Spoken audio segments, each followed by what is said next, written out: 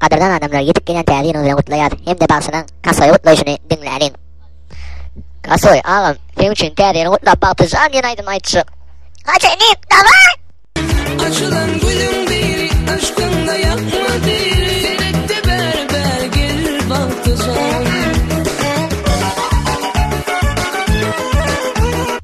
Kasoy ağam, təliyin onu kutlayan, hem sana ıkbarım yeni aydınlığı soğuk ediyen, gayrat etken anmış bir tufur ayttırım o kakıs ikisi vahşi aydım bilen ok.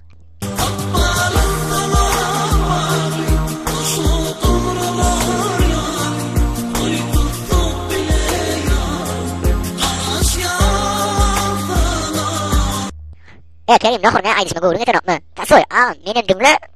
Karıştım karıştım, gelinken görmene. Karıştım, bakıp duy kurmana. Sana dost veririm, yürekten tüymene.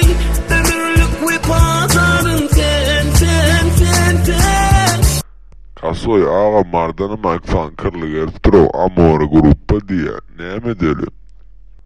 Ay bor ayttırayla çım onları. Hey DJ, zажигай! Diskoteka da bargayız bana garadi. Ara bilmem ben onun adını sordum. Adına Didi Alyona. Retan seni govi bilyana. Onda gülüm gelle dans etme ve tavırını seyretme dans et yer. Musu bana ayırma olsun o gerekken no go design. Aynen aşkı Kasoy ağam kutlan kapmacığım.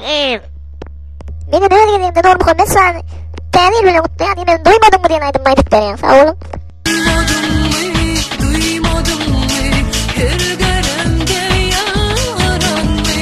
Mene oğlan sevdim seni, göz yaşlarım görmedin mi? Duymadın mı, her garemde yaran mı? Mene oğlan sevdim seni, göz yaşlarım görmedin mi? Şakalar tuttu.